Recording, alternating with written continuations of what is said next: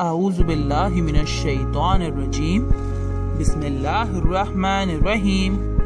السلام علیکم بچوں، کیسے ہیں آپ سب؟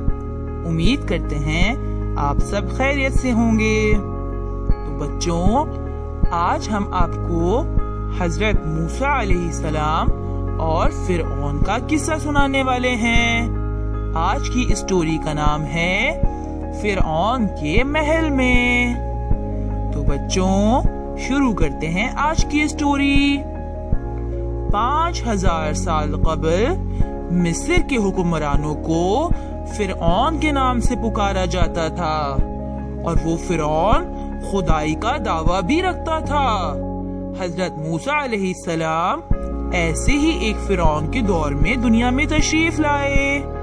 اس وقت بنی اسرائیل، جو کہ حضرت یعقوب علیہ السلام کی اولاد میں سے تھے، مصر کے قبطیوں کے ساتھ رہا کرتے تھے۔ قبطیوں کا تعلق حکمران طبقے سے تھا، اور وہ بنی اسرائیل پر ظلم و ستم ڈھایا کرتے تھے، کیونکہ بنی اسرائیل فرعون کے آگے سجدہ کرنے سے انکار کرتے تھے۔ بنی اسرائیل خاموشی سے سب کچھ برداشت کرتے اور اللہ کے پیغمبر کے منتظر رہتے، جس کی آمد کی بشارت دی گئی تھی اور جسے انہیں اس سخت زندگی سے نجات دلانا تھی۔ فرعون نے بھی اس بشارت کے بارے میں سنا۔ اس نے تفتیش کی تو پتہ چلا کہ بنی اسرائیل کا عقیدہ ہے کہ ان کے درمیان پیدا ہونے والا ایک لڑکا ایک روز فرعون کی بربادی کا باعث بنے گا اور اپنی قیادت میں انہیں مصر سے لے جائے گا۔ چند روایات کے مطابق اسے ایک خواب آیا، جس میں اس نے دیکھا کہ ایک آگ نے سوائے بنی اسرائیل کی بستیوں کے پورے شہر کو جلا کر راکھ کر دیا ہے۔ خوابوں کی تعبیر بتانے والوں نے اس کی تشریح یہ کی کہ بنی اسرائیل میں ایک شخص پیدا ہوگا جو فرعون کی تباہی کا باعث بنے گا۔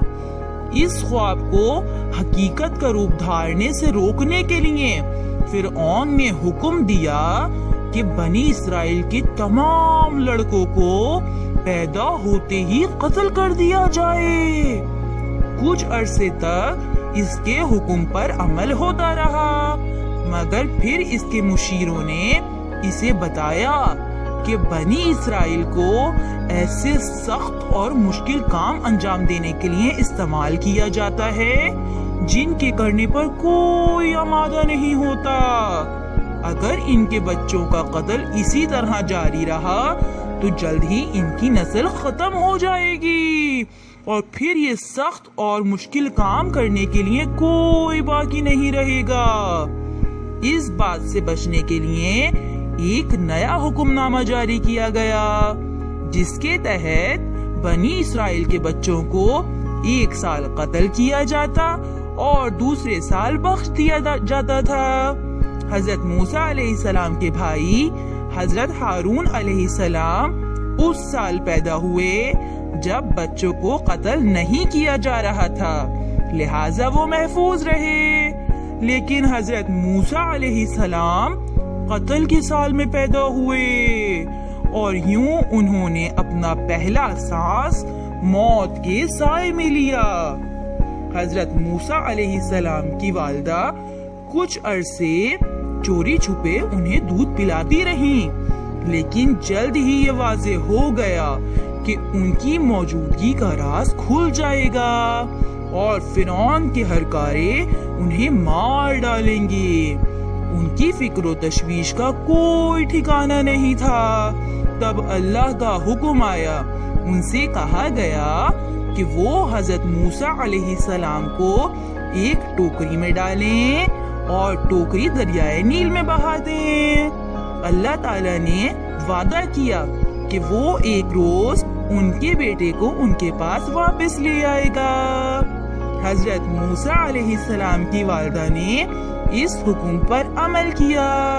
انہوں نے حضرت موسیٰ علیہ السلام کو دودھ پلایا، انہیں ایک ٹوکری میں ڈالا اور پھر ٹوکری کو دریا میں بہا دیا۔ تاہم انہوں نے اپنی بیٹی سے کہہ دیا کہ وہ ٹوکری کا پیچھا کرے۔ جیسے ہی ٹوکری نے پانی کو چھوا، نیل کی موجیں پرسکون اور مدھم ہو گئی اور یہ آرام و سکون سے بہنے لگیں۔ حضرت موسیٰ علیہ السلام کی بہن دریا کے کنارے کنارے اس کا پیچھا کرتی رہیں۔ ہوتے ہوتے ٹوکری فرعون کے محل کے نزدیک دریا کے کنارے سے آ لگی۔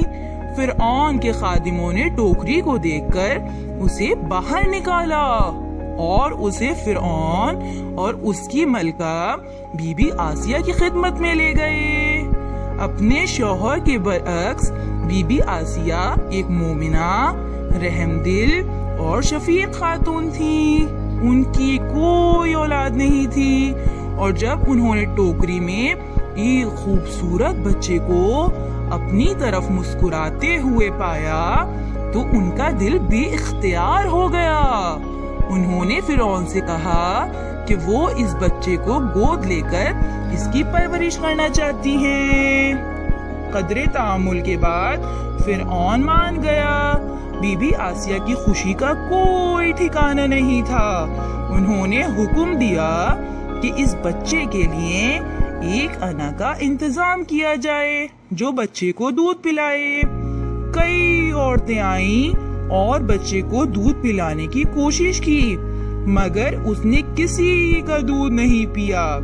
بی بی آسیہ کو اس پر بہت تشویش ہوئی۔ چند روایات کے مطابق حضرت موسیٰ علیہ السلام کی بہن جو کہ ٹوکری کے پیچھے پیچھے محل میں چلی آئی تھیں وہاں موجود تھیں۔ اس سے پوچھا گیا تھا کہ وہ ٹوکری کا پیچھا کیوں کر رہی تھی اور اس نے جواب دیا تھا کہ وہ ایسا تجسس کے مارے کر رہی تھی۔ جب اس نے ملکہ کی پریشانی دیکھی تو اس نے کہا کہ وہ ایک خاتون کو جانتی ہے جس کا دودھ پینے سے بچہ انکار نہیں کرے گا۔ بی بی آسیہ کے کہنے پر وہ گئی اور اپنی والدہ کو لے آئی۔ حضرت موسیٰ علیہ السلام کو جب ان کی والدہ کے سینے سے لگایا گیا تو انہوں نے فوراً دودھ پینا شروع کر دیا۔ یہ دیکھ کر بی بی آسیہ بہت خوش ہوئی اور حضرت موسیٰ علیہ السلام کی والدہ کو ہی ان کی انا مقرر کر دیا گیا۔ یوں اللہ نے اپنا وعدہ نبھایا۔ اس نے حضرت موسیٰ علیہ السلام کو موت سے محفوظ رکھا اور انہیں ان کی والدہ سے پھر ملا دیا۔ حضرت موسیٰ علیہ السلام نے اپنے جانی دشمن کے محل میں پرورش پائی اور آگے چل کر اسی کی بربادی کا سبب بنے۔ اللہ کے کام بڑے پراسرار انداز میں انجام پاتے ہیں۔ تو بچوں، آپ نے دیکھا ہم انسان چھوٹا ذہن اور کمزور نگاہ رکھتے ہیں، اس لیے ایسی باتوں کو سمجھ نہیں پاتے اور اس لیے پریشانیوں اور شک و شبے کے شکار ہو جاتے ہیں۔ اگر ہم اللہ پر کامل ایمان رکھیں اور یہ یقین رکھیں کہ جو کچھ بھی ہوتا ہے کسی وجہ کے تحت ہوتا ہے تو بچوں ہمیں کبھی بھی کوئی پریشانی، خوف یا شک و شبے کا سامنا نہیں ہوگا۔ تو امید کرتے ہیں بچوں آج کی اسٹوری آپ کو بہت پسند آئی ہوگی۔ آپ نے اس اسٹوری کو بہت غور سے سنا ہوگا۔ تو پھر جلدی سے ہمیں بتائیے کہ بنی اسرائیل کس نبی کی اولاد میں سے تھے، اور آپ ہمیں یہ بھی بتائیے کہ فرعون کی ملکہ کا کیا نام تھا۔ تو بچوں اپنے جوابات جلدی سے ہمارے دیے گئے نمبر پر سینڈ کر دیجئے اور ہمارے چینل کو سبسکرائب کر دیجئے تاکہ ہر نئی آنے والی اسٹوری آپ کو مل سکے۔ ہم بہت جلد حاضر ہوں گے ایک نئی اسٹوری کے ساتھ۔ تب تک کے لیے اللہ حافظ، اپنا بہت خیال رکھیے گا۔